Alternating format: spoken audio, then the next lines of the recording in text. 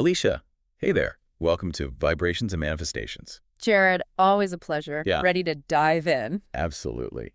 Lately I've been thinking about how the universe sometimes feels like my social media feed. Oh, interesting. How so? Well, instead of just showing me like endless cat videos or whatever, it seems to deliver actual life experiences based on, well, my vibe, I guess. That's a really neat way to put it, like a cosmic recommendation algorithm serving up reality based on your energy, your focus, your emotional history. Exactly. Like, you know how if I watch maybe 5 minutes of dance videos, Right. suddenly my whole feed is just choreography? Right. The algorithm thinks that's all you want. Totally. Huh. But with the universe, if my energy is like all over the place feeling scattered, my life kind of mirrors that.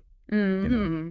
That feeling of things being chaotic or out of sync. But then Yeah. sometimes, and this is the cool part, my internal algorithm feels like it's just on fire with positivity. And Right. suddenly, boom, opportunities pop up. I connect with amazing people. Things just click. Ah, the flow state. Yeah. It's like the universe is saying, oh, you like joy. You like connection. Cool. Here's a whole buffet of it. Those periods definitely feel like more than just luck or coincidence, don't they? Right. But then, and okay, I know I can't be the only one. Sometimes it feels like I've accidentally subscribed to the Overwhelm and Existential Dread premium channel. Huh.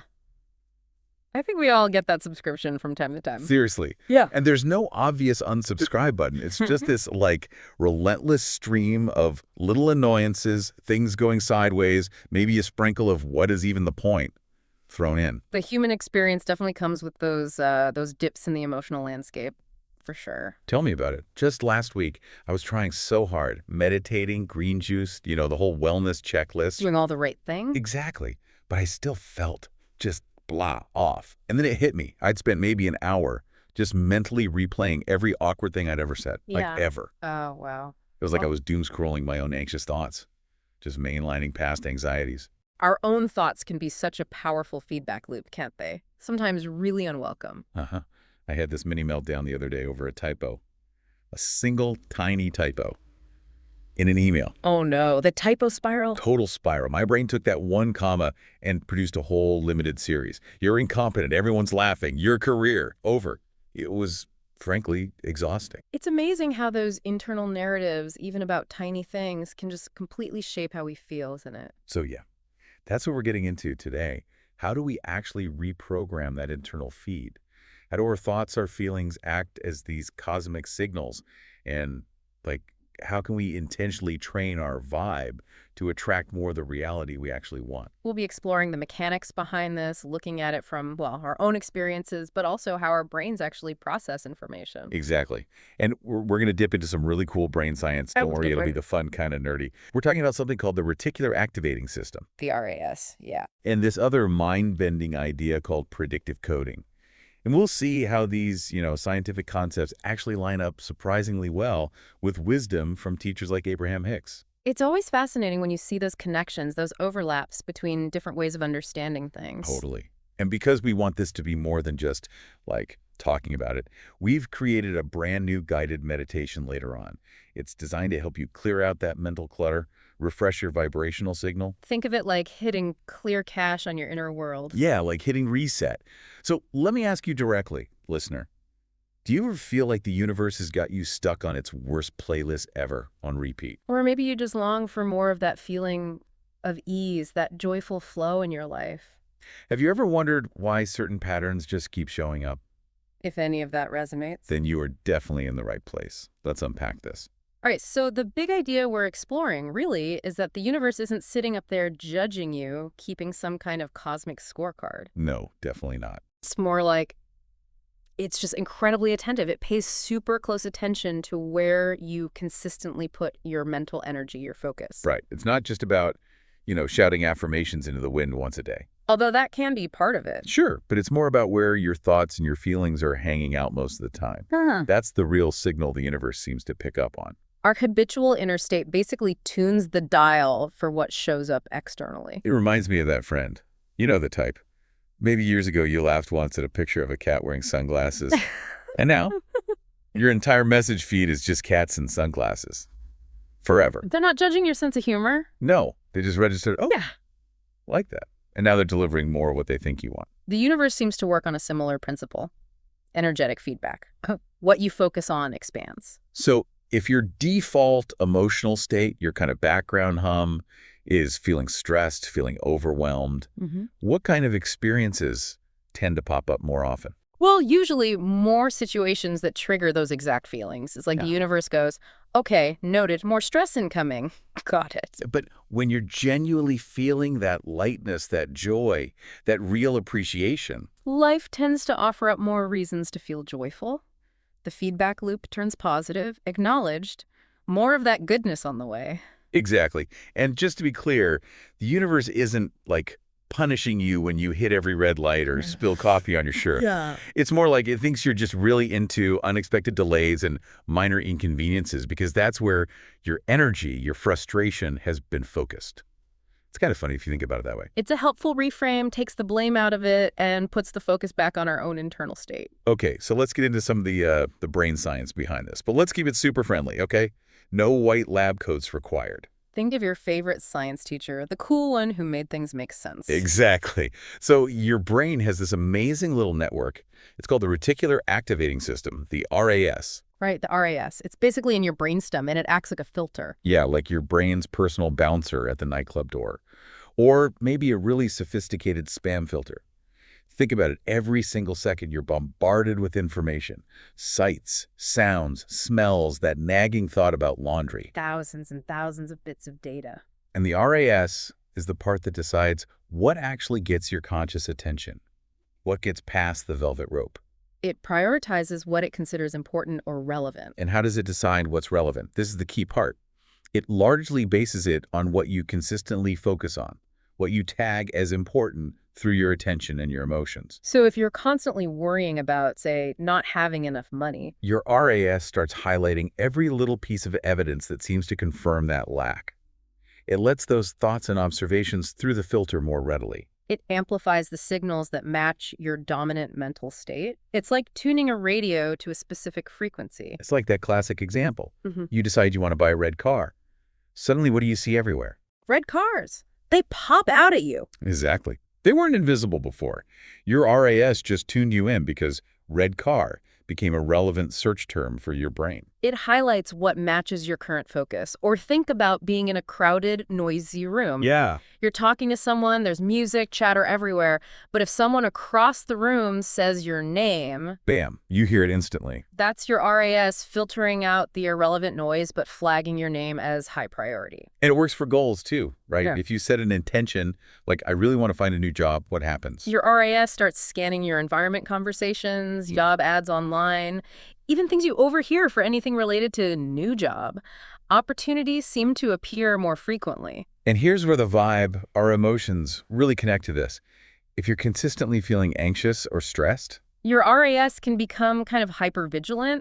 It starts prioritizing potential threats or things that could go wrong. It's trying to protect you, but it ends up filtering reality through that lens of anxiety. so you notice every little negative possibility. Exactly. Your emotional state directly tunes that RAS filter. So the RAS is basically like this internal recommendation algorithm, constantly showing you sensory input that matches your recent search history, which is just your focus. It's a really powerful mechanism shaping your moment-to-moment perception. Okay, but wait, there's more.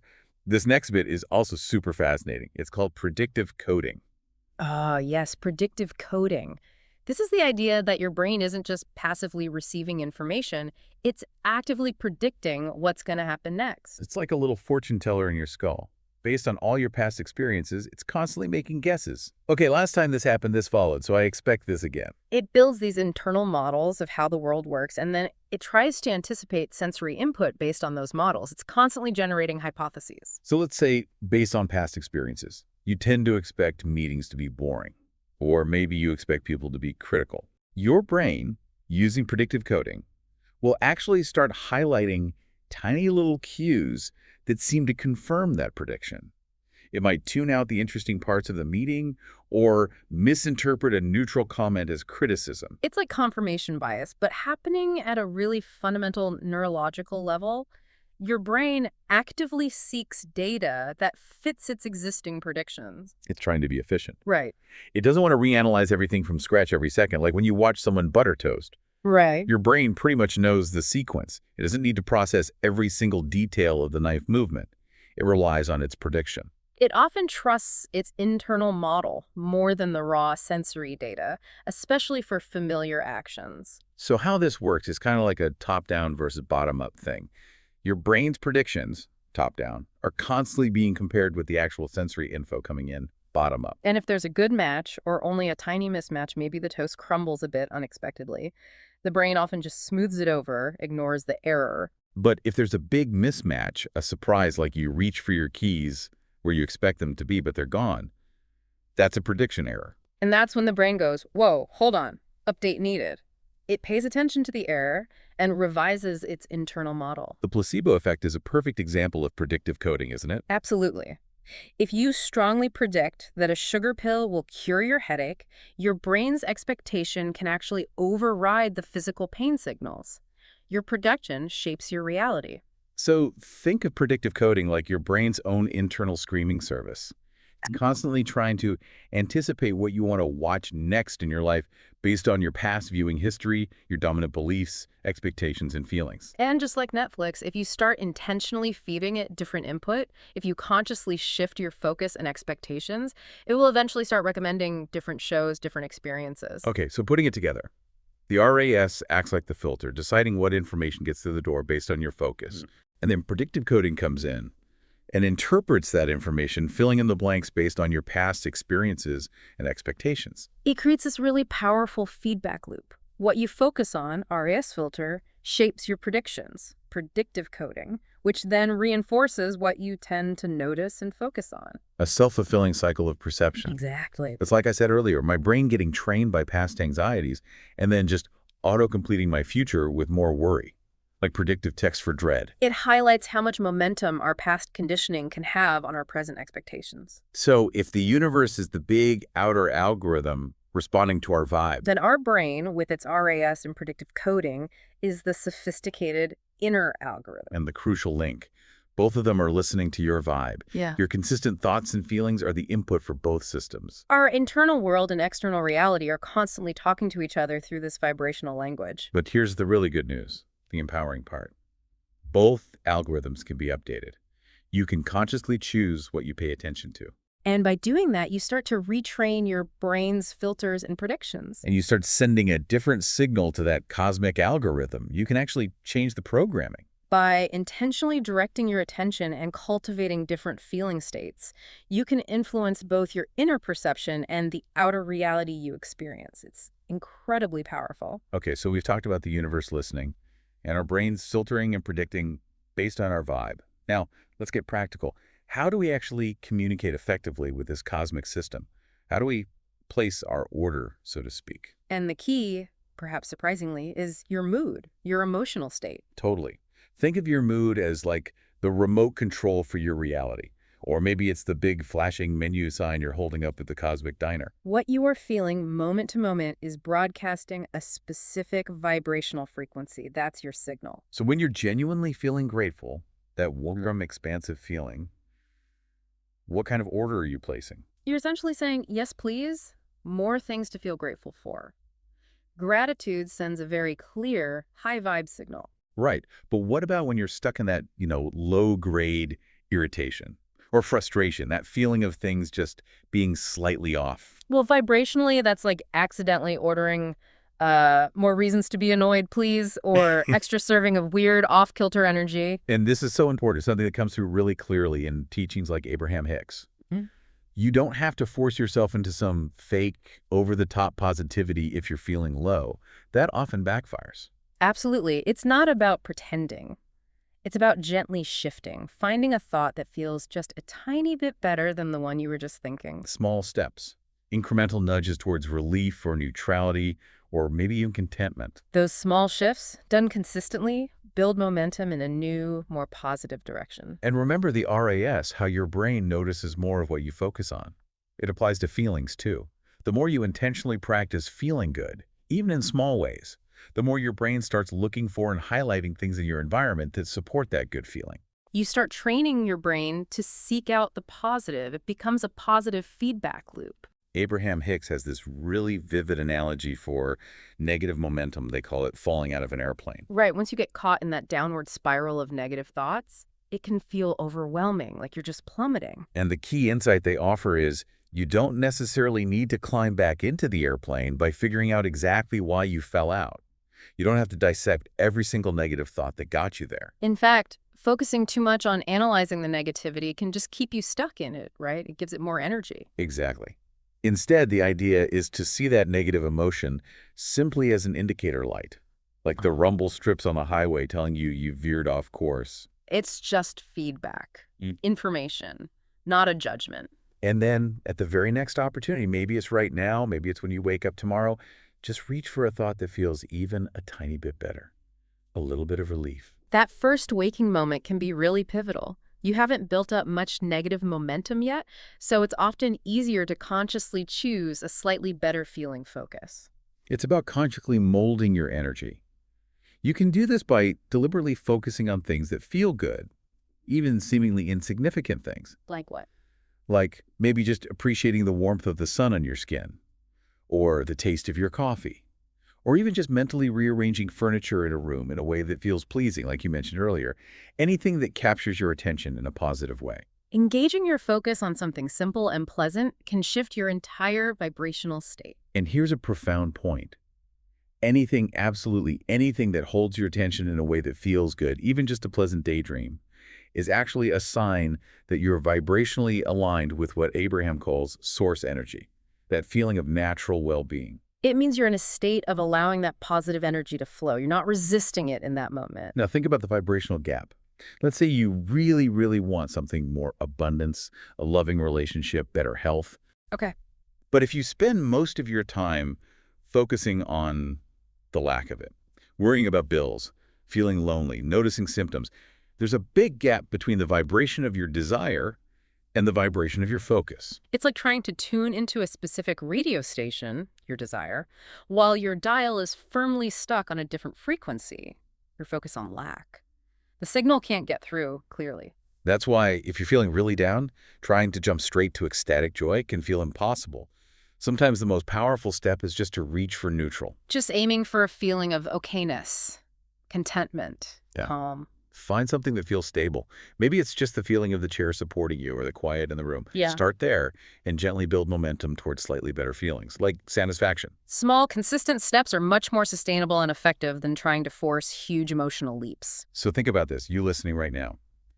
Wouldn't you love to just weave more moments of simple satisfaction, more clarity, more ease into your day-to-day life? Those little pockets of peace, those moments where things just feel all right, they add up.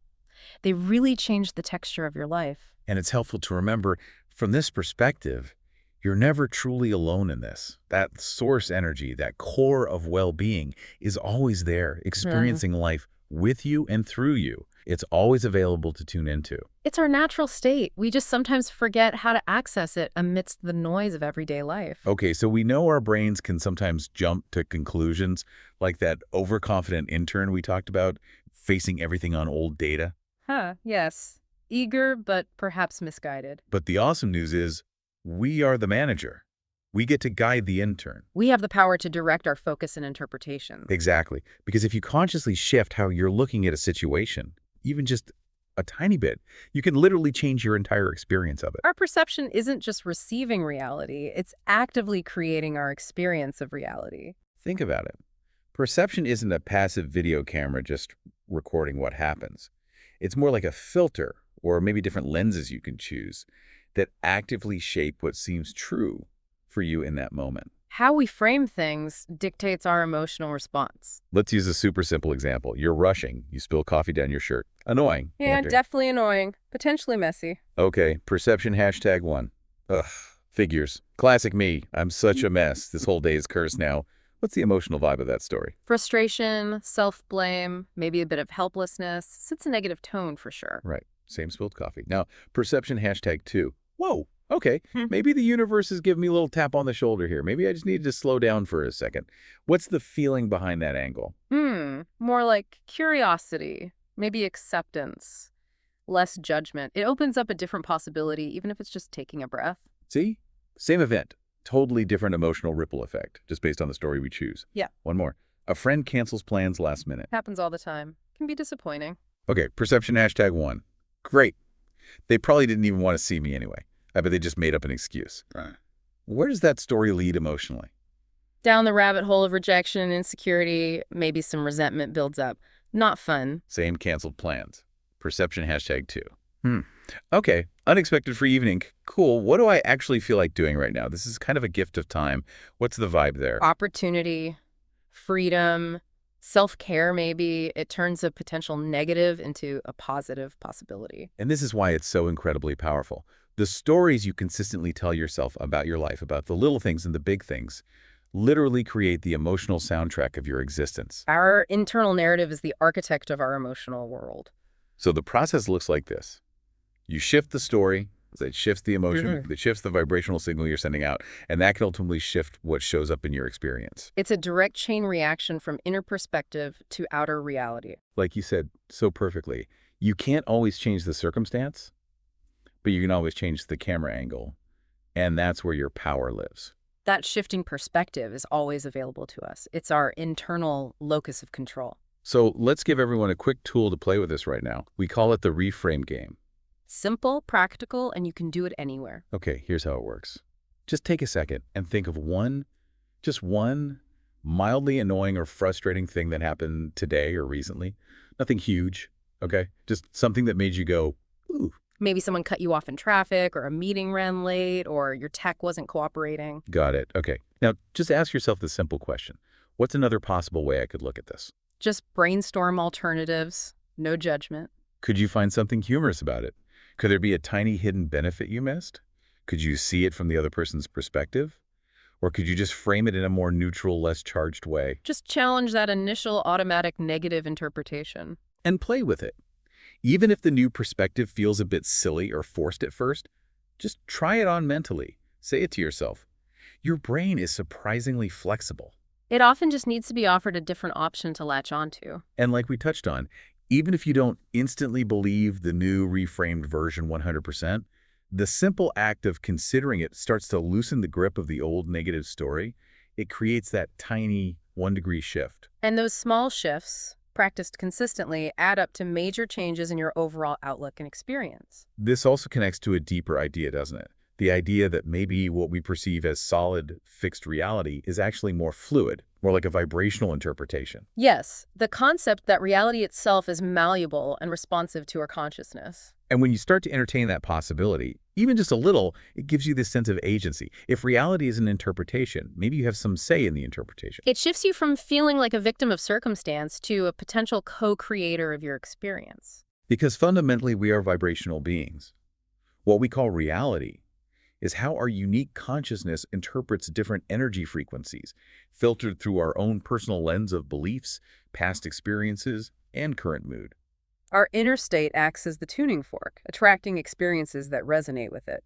So when you intentionally tune yourself to that feeling of your core self, your source energy, that feeling of peace, clarity, love, well-being, the world literally looks and feels different than when you're feeling out of sync, outside that vortex, as Abraham Hicks calls it. Being in the vortex means being in alignment with that natural flow of positive energy, and your perception shifts accordingly. Think about dreams. When you're dreaming, it feels totally real, right? Intense emotion, sensations. But it's all being generated vibrationally by your own thoughts and feelings. Dreams are a fantastic example of our consciousness creating immersive realities purely from vibration. Abraham talks about this vortex of creation. It's like this energetic reality that holds all your desires, all the positive outcomes, all the well-being you've carved out through your life experiences. That vortex is the truest reality from Source's perspective. And our job is simply to align ourselves vibrationally through feeling good to allow that reality to manifest in our physical experience. The feeling of distortion, of struggle, of things not working out that comes when we're focused outside the vortex. When our thoughts and feelings are predominantly focused on problems, lack, or resistance, we're essentially disallowing the well-being that's naturally ours. We block our own awareness of the abundance, the wellness, the freedom, the worthiness that are inherent in that vortex state. So when contrast shows up, when something unwanted happens, instead of letting it pull you further out of the vortex, you can use it. Use it to clarify what you don't want, which automatically puts more energy and focus into your vortex on what you do want. Contrast serves as a powerful clarifier, helping us refine our desires and focus more deliberately on them. Now, here's an interesting tangent Abraham explores. Sometimes, rigidly adhering to external rules without checking in with your own inner guidance can actually pull you out of alignment, out of your vortex. It's not about breaking laws defiantly, because that creates negative vibration too. Right, definitely not advocating for chaos. But it's about recognizing that sometimes your inner knowing, that gut feeling, that higher law of what feels truly aligned for you, might differ slightly from a societal norm or expectation.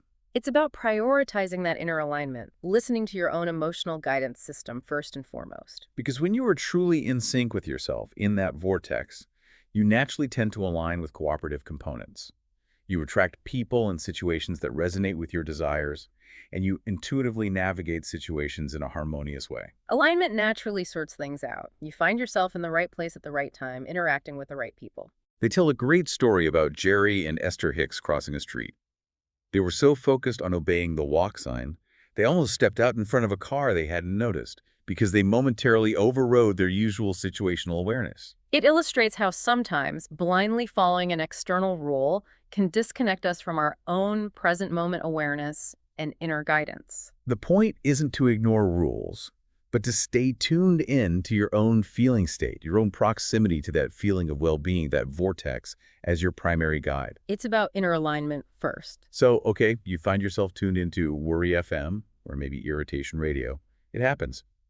The crucial thing to remember is you are not stuck there. You hold the remote, you can absolutely change the channel. Your vibrational state isn't set in stone, it's fluid, and you can influence it. And the way to do it isn't usually by fighting the bad mood, wrestling it to the ground. No, that often just gives it more energy. Resistance creates persistence. Instead, it's about gently, kindly, nudging your focus towards anything that feels even marginally better. Small, deliberate shifts in attention are surprisingly powerful.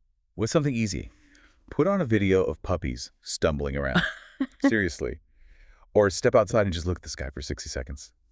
Put on that one song that always makes you want to dance. Simple pleasures. Moments of ease. Connecting with something positive, however small.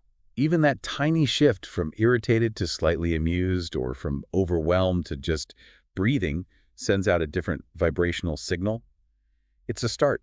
It changes the trajectory. It doesn't have to be a massive leap from despair to bliss. Every little step towards feeling better matters. Like you said earlier, your real power is in what you choose to focus on next. It's not about being perfectly positive all the time. That's impossible. It's about being willing to feel just a little bit better right now. Progress, not perfection. That's the key. Gentle course correction. Think about it like this. You're fundamentally, eternally connected to this massive source of well-being. Imagine it like a super resilient bungee cord attaching you to this high-flying disk of pure positive energy. When you feel negative emotion, you haven't broken the cord. You've just drifted a bit further away from the disk. The connection is always there. Negative emotion is simply the indicator that your current focus is out of alignment with that core energy of well-being. It's a signal to gently guide yourself back. So when you notice you're feeling off, don't beat yourself up. Be like a sculptor working with clay. You don't get mad at the clay for not being a masterpiece yet. You just gently keep shaping it, refining it. Be patient and compassionate with yourself as you practice reaching for better feeling thoughts. Self-compassion is crucial. This is a practice, not a one-time fix. Consistency and kindness towards yourself make all the difference. And here's something interesting. Those moments of real clarity, of insight, often bubble up when you're in a state of non-resistance about things that don't really matter. When you let go of struggling with the small stuff. Yeah, when you're just relaxed, maybe do something simple you enjoy, you create the mental space for good ideas and positive feelings about the important things to surface. Releasing resistance clears the channel for inspiration and well-being to flow in. So right now, in this very moment as you're listening, can you find just one tiny thing to appreciate? Can you invite a little feeling of satisfaction or clarity or just simple ease into your experience right now? Just a brief pause to connect with something positive in the present. It could be your breath, the comfort of where you're sitting, anything. Sometimes using general positive statements helps. Things that are easy to feel good about, like, The sun feels nice today, or I appreciate the people who care about me, or it feels good to relax. Focusing on broad, universally positive concepts can gently lift your vibration without feeling forced. Remember, your whole life is made up of these individual moments. Making the choice to want this moment to feel as good as possible is a profound act of creation. Prioritizing your present moment well-being is the most direct way to shape a better feeling future. And as you practice this, you get better and better at catching those negative thought spirals earlier, before they really take hold and pull you way off course.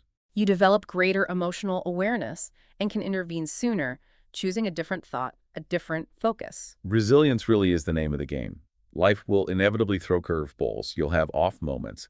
But the more you practice this conscious shifting, the quicker you'll bounce back to your aligned state.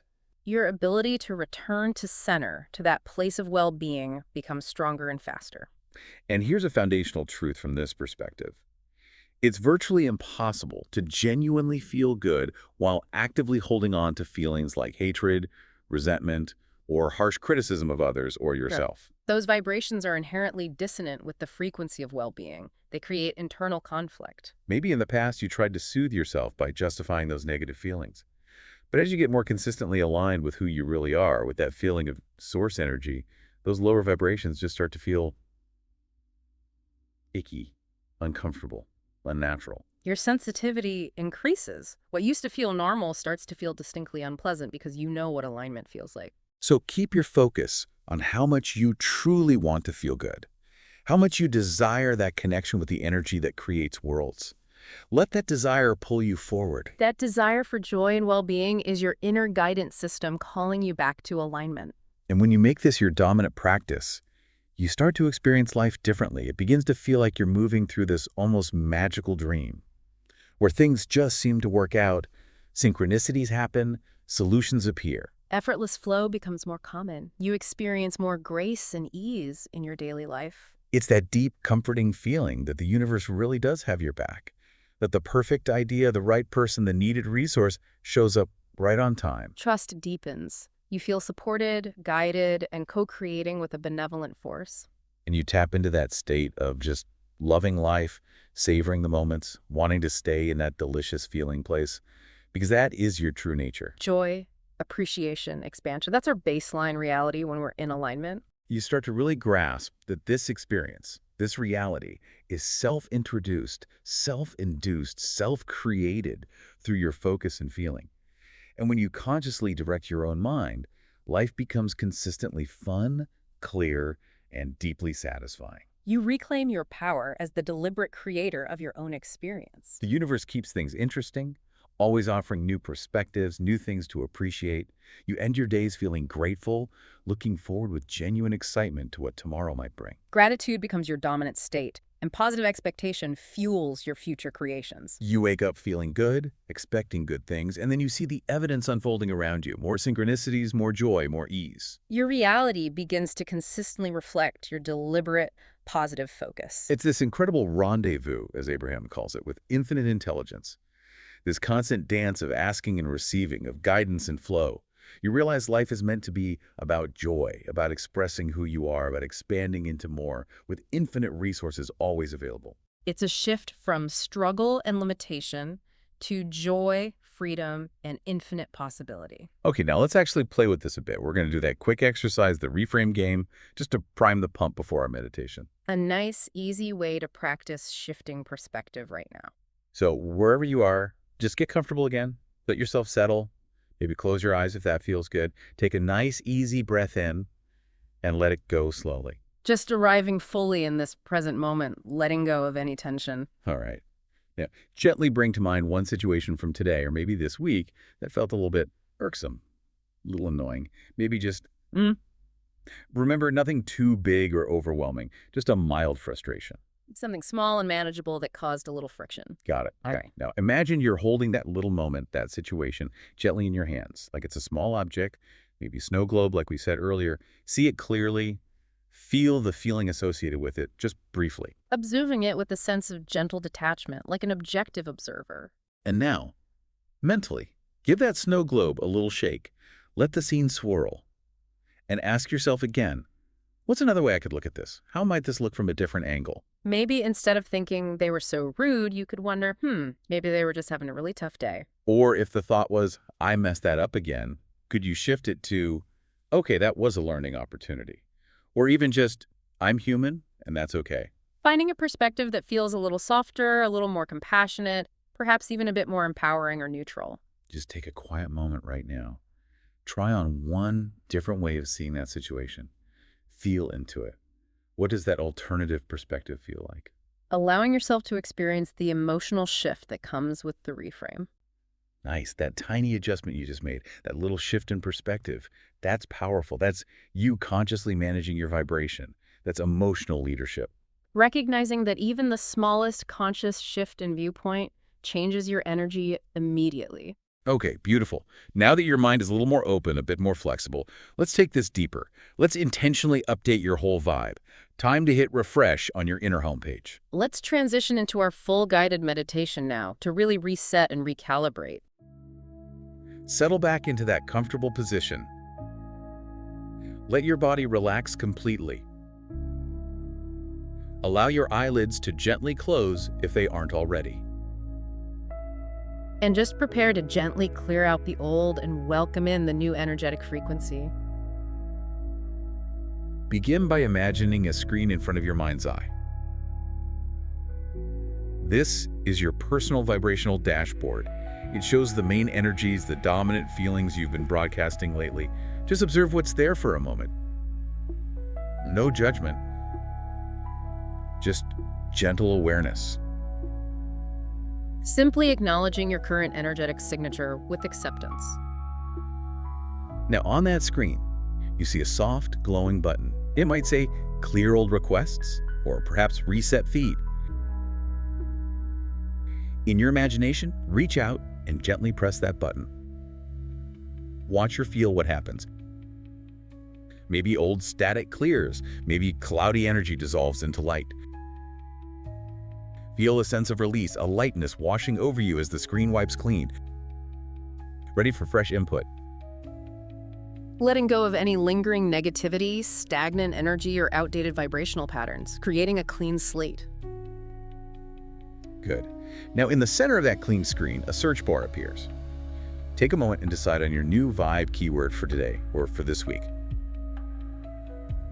What feeling do you most want to embody and attract? Is it peace, joy, clarity, abundance, confidence, love? Choose one word that resonates right now. Gently type it into the search bar and watch as that word illuminates the screen. Setting a clear, positive intention for your desired emotional and vibrational state. Focusing your energy deliberately. Wonderful. As your chosen vibe glows on the screen, imagine the universe's algorithm kicking in. See it begin to load new previews, new potential experiences that match that frequency. Little glimpses. Maybe a feeling of calm washing over you, an unexpected joyful encounter, a moment of crystal clarity, an opportunity appearing. See yourself easily and naturally experiencing this chosen vibe. Visualizing and beginning to feel the reality of living in alignment with your chosen vibration. Allowing those positive possibilities to take root in your awareness. Now really allow that feeling, the feeling of your chosen vibe, to settle into your body. Breathe it in. Notice where you feel it. Maybe your shoulders drop, your jaw softens, your breathing deepens. Maybe a gentle smile touches your lips. Anchor this feeling within you. This is your new energetic set point, your fresh vibrational request to the universe. Embodying the feeling state now. Letting it permeate your entire being, shifting your energy from the inside out.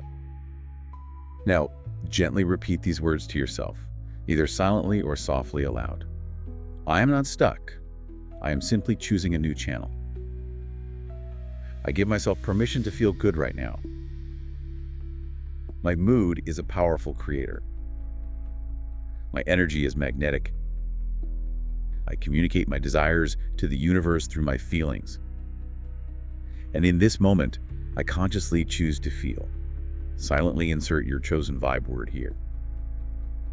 affirming your power, your choice, and your alignment with your desired state of being. Sealing the intention. Take one more deep, refreshing breath in, filling yourself with this new vibration. And as you exhale, release any remaining tension, feeling a sense of peace and positive expectation. When you feel ready, gently wiggle your fingers and toes. Maybe stretch softly if it feels good. And slowly, gently bring your awareness back to the room around you, opening your eyes when you're ready. Your vibrational feed has been reset. You are clear. You are tuned in. You are ready to receive.